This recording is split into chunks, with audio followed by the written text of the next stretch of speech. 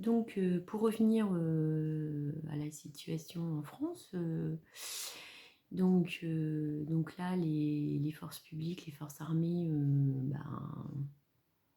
celles qui ont conscience que ça ne va pas du tout, ce qui se passe, et qui ont aussi conscience que ça va, qu'on va, comment dire, que les choses ne vont pas aller en s'améliorant, voilà, avec ce gouvernement.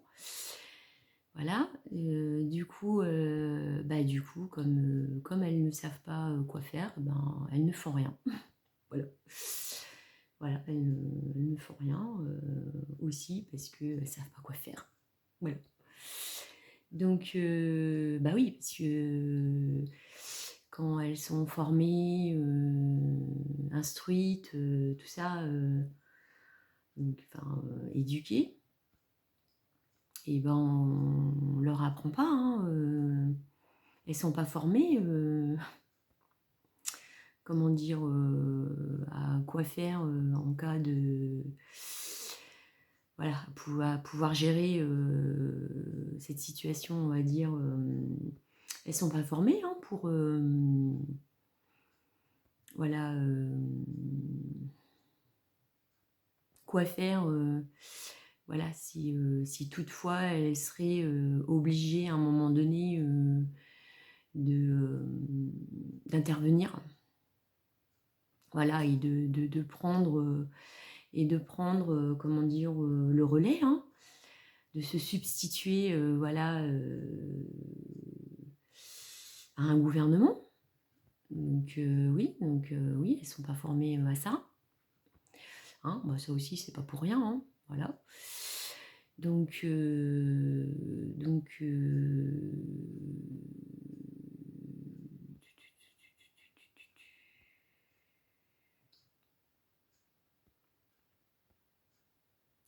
voilà.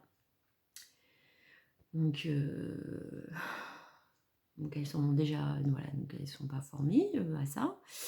Et puis comment dire, et puis il faut reconnaître que la situation est vraiment délicate et délicate, c'est compliqué là, d'arriver comme ça. Enfin, moi je parle en France, d'arriver comme ça à dire voilà, là maintenant ça suffit, c'est n'importe quoi, voilà, maintenant on va arrêter, voilà, rentrez chez vous, voilà, parce que là c'est, voilà, c'est, non mais là c'est le pompon, voilà. Donc là non, vous prenez vos affaires, vous rentrez chez vous, voilà, et on prend votre place, parce que là c'est plus possible de continuer comme ça. Voilà, donc ça c'est facile à faire, encore. Et encore, je veux dire, vu que de l'autre côté, il y a des collègues à eux qui trouvent ça, ce fonctionnement normal. Voilà. Donc, et puis il faut aussi leur chef, on va dire, grosso modo, vraiment parce que c'est une hiérarchie, donc forcément, les cadres, on va dire, s'ils sont à leur poste là, à cette place-là, c'est qu'ils sont bien choisis à la base, ces préfets, tout ça. Voilà, Macron, voilà, pendant sa première présidence, on a vu qu'il a changé beaucoup de préfets. Bah oui, autant mettre des préfets qui et des cadres et des généraux, tout ça, autant placer ceux qui et celles sur qui il est sûr de pouvoir compter, voilà.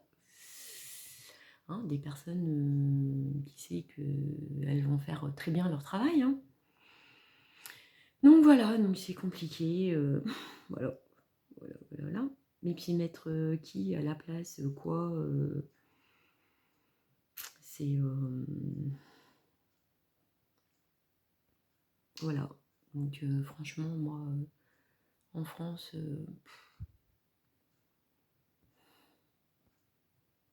même moi, J'arrive pas à voir... Pourtant, il y a plein de choses, hein. Il y a plein de choses, je veux dire... bah, déjà, le fait... comment dire...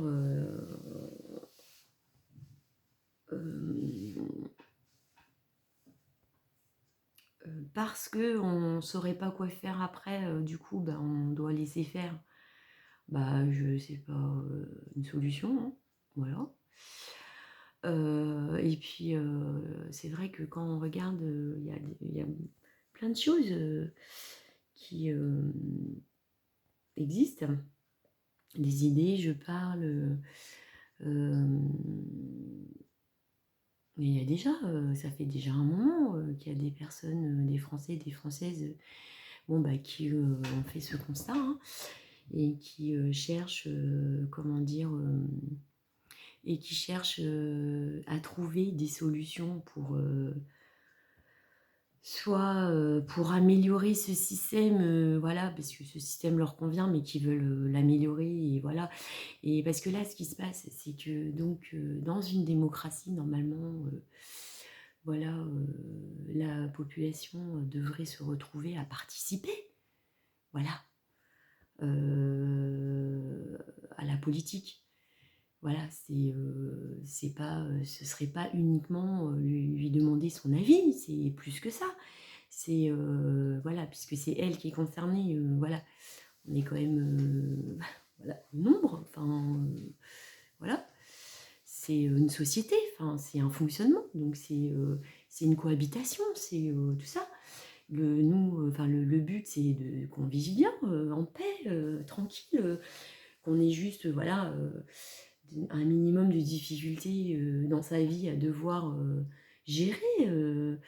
Et encore, c'est voilà, devoir gérer, enfin, on va dire ça comme ça, devoir vivre, bah, voilà, c'est les difficultés de la vie. Mais toutes les difficultés matérielles, les difficultés, tout ça, ça peut être, en grande partie, voire pour certaines même, elles peuvent être réglées, quoi, hein.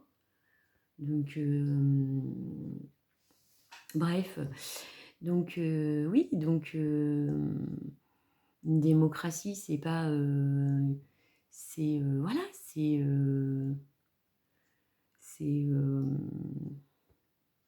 donc on nous a éloignés de ça, voilà, volontairement, hein. Voilà, on a ce qu'on appelle la souveraineté, enfin, je vais dire, c'est ce que je disais hier, les droits et les devoirs, bon, ben, ça devrait être, enfin, si on reste là-dedans, même si moi, de mon point de vue, voilà, des droits et des devoirs, on est encore dans quelque chose c'est une marque d'esclavage pour, enfin, c'est des droits et des devoirs. Bon, ok, même si voilà, ça, je peux dire, bah, ça devrait être les populations qui devraient les déterminer. Voilà. Après, je veux dire, après oui, forcément, il faut des personnes pour pouvoir s'occuper de la gestion, on va dire, tout ça. Mais ça, c'est pareil, la déclaration des droits de l'homme, ça, on l'a fait croire, hein. Ah ouais, ça va être trop bien, la déclaration des droits de l'homme et du citoyen, hein. Le et du citoyen, ça, c'est pas arrivé par hasard.